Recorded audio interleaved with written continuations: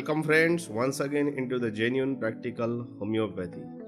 आज हम फिर से आर्सेनिक एल्बम, उसका पैथोजेनेसिस एंड टिश्यू अफिनिटी के बारे में नेक्स्ट लेवल तक हम जानना चाहेंगे। So to know about arsenic album utility and tissue affinity towards lung and total mucus membrane, so we need to understand in detail of all these things. ये सब जानकारी जानने के लिए, उसका क्लिनिकल यूज़ करने के लिए ये वीडियो एंड तक देखना ज़रूरी है।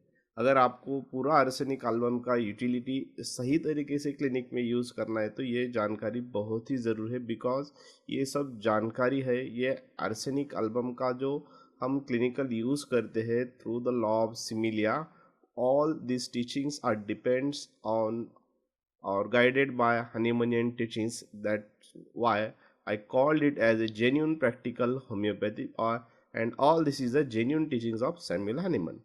तो आर्सेनिक एल्बम का जो मेन यूज़ है, तो हम पूरे ऑर्गन बाय ऑर्गन हम देखेंगे। ये पार्ट 2 में हम उसका लंग्स एंड म्यूकस मेम्ब्रेन के बारे में जानना चाहेंगे। So first of all will discuss on mucus membrane.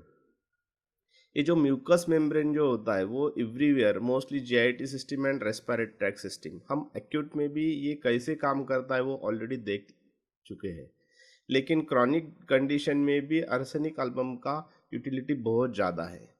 कि जब म्यूकस मेम्ब्रेन में क्या होता है, जब ये म्यूकस मेम्ब्रेन का जो एफिनिटी है, पहले तो कटारल इन्फ्लामेशन होता है, जो कि सीक्रेशंस बहुत ज़्यादा बढ़ते हैं, तो जो भी सिम्टम्स आते हैं वो अकॉर्डिंगली आते हैं। तो आपको देखना है कि अगर किसी पेशेंट में कटारल इन्फ्लामेशन है तो आपको उसका आर्सेनिक के बारे में सोच सकते हैं।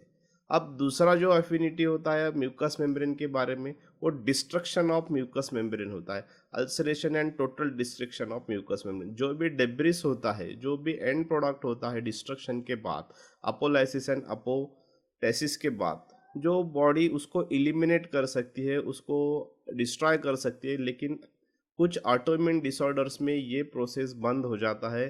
तो हम म्यूकस मेम्ब्रेन की ये कंडीशंस में मैलिग्नेंट अल्सरेशंस और malignancy of oesophagus and JIT system के लिए भी हम आर्सेनिक एल्बम का इस्तेमाल बहुत अच्छी तरीके से कर सकते हैं। या तो बहुत सारे जो ऑटोइम्यून डिसऑर्डर्स होते हैं लाइक SLE, उसमें भी हम अगर ये टाइप का पैथोजेनेसिस हो रहा है और अगर स्किन भी इसमें इन्वॉल्व है, तो हम एक्चुअली ये टिश्यू अफिनिटी के थ्रू इस्तेमाल कर सकते हैं। लेकिन ये हो गया खाली आपका रेमेडी के लिए सोचना, लेकिन आपको अगर आर्सेनिक एल्बम प्रिस्क्राइब करना है किसी पेशेंट में, तो आपका उसका सब्जेक्टिवनेस जानना बहुत ज़रूरी होता है। हम सब्जेक्टिवनेस के बाद ही प्रिस्क्राइब करेंगे, क्योंकि जब हमारे प्रूविंग्स हो रहे थे तो ये प्रूविंग्स नहीं थे किसी डिस्ट्रक्शंस, ये सब एक्सीडेंटल पॉइजनिंग केसेस में से हमने लिया हुआ है, लेकिन उसका टिश्यू अफिनिटी जो होता है हमने पैथोलॉजिकल प्रोसेस से ही जाना हुआ है। So not only in the mucous membranes of GIT, same condition we'll see in the respiratory tract system also. अगर हम रेस्पिरेटरी लंग का कंडीशन लेते हैं, लंग्स में भी इसका एफिनिटी है, लेकिन म्यूकस मेम्ब्रेन के बारे में, जहाँ जहाँ म्यूकस मेम्ब्रेन है, जीआईटी है, किडनी है और जेनाइटल्स है, everywhere there is a same kind of affinity is there. जब हम, लेकिन ये जो profound important more action towards a lungs and GIT होता है, तो हम उसके एम्फासाइज और उसको ज़्यादा स्ट्रेस देके उसके बारे में जानेंगे। अगर लंग्स का बात करेंगे तो लंग्स के लिए हमें अस्थमेटिक कंडीशन से लेके COPD और मैलिग्नेंट कंडीशंस ऑफ लंग्स, इन सब पैथोजेनेसिस में हम आर्सेनिक का इस्तेमाल कर सकते हैं। जो मैंने पहले कहा था आपको कि आर्सेनिक एल्बम अस्थमा में बहुत इंपॉर्टेंट रेमेडी है, लेकिन अस्थमा में भी उसमें क्या होता है, पहले catarrhal inflammation, allergy to any kind of substance and there is continuous production of cough, and if this asthma turns into the autoimmune conditions or chronic conditions, so there is difficulty in expelling the content whatever that produced by lungs, the alveoli and everything. So that's why most of the lungs are filled with cough, so many mucus will be get deposited into the lungs only, or sometimes fibrosis may takes place. So same kind of pathological conditions may appear in that. So that very typical type of symptoms are there, some in acute conditions that I already explained you.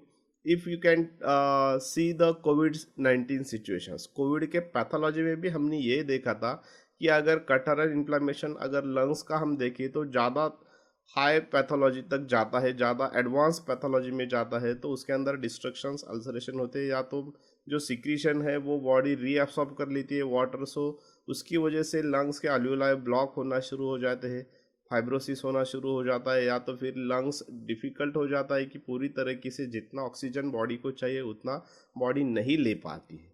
So that's why patient में जो shortness of breathing difficulties और drop of oxygen saturation, ये सब pathological condition हम देख सकते हैं।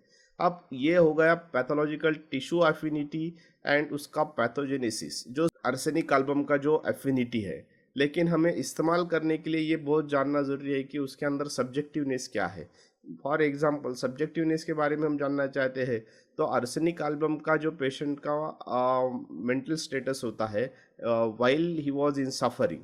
अगर हम फिजिकल जनरल्स का बात करते हैं तो फिजिकल जनरल्स में भी पेशेंट में प्रोफाउंड वीकनेस होता है, अलॉन्ग विद उसका थर्स्ट बढ़ जाता है, चिलीनेस बढ़ता है। अगर मेंटल अल्टरेशंस के बारे में सोचेंगे तो उसके अंदर पेशेंट फियरफुल होता है, एंशियस होता है, डरा हुआ होता है, कभी कभी उसको लगता है कि अब वो ठीक नहीं हो पाएगा। ये जो टिपिकल सब्जेक्टिवनेस है, मैं फॉर एग्जांपल बोल रहा हूँ। आप अगर materia Medica pura and theory of chronic disease में जाएंगे तो detail hundreds of symptoms are there of that subjective type collected by master Hahnemann, and it is the very great discovery of master Hahnemann. आप उसको artistically use कीजिए, उसको समझिए, तो आपको आर्सेनिक के लिए आपको कॉन्फिडेंस बढ़ जाएगा और आपका होम्योपैथिक प्रैक्टिस भी अच्छा हो जाएगा, और आपको पूरा ये जेन्युइन प्रैक्टिकल होम्योपैथी, ये जेन्युइन टीचिंग्स के बारे में जानना है, कॉन्फिडेंटली प्रैक्टिस करना है, तो आप जेन्युइन टीचिंग को, जेन्युइन प्रैक्टिकल होम्योपैथी को फॉलो कीजिए।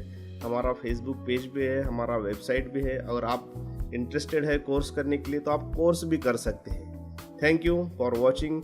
और दूसरी बात, ये वीडियो को लाइक, शेयर एंड कमेंट करना मत भूलिए। Thank you.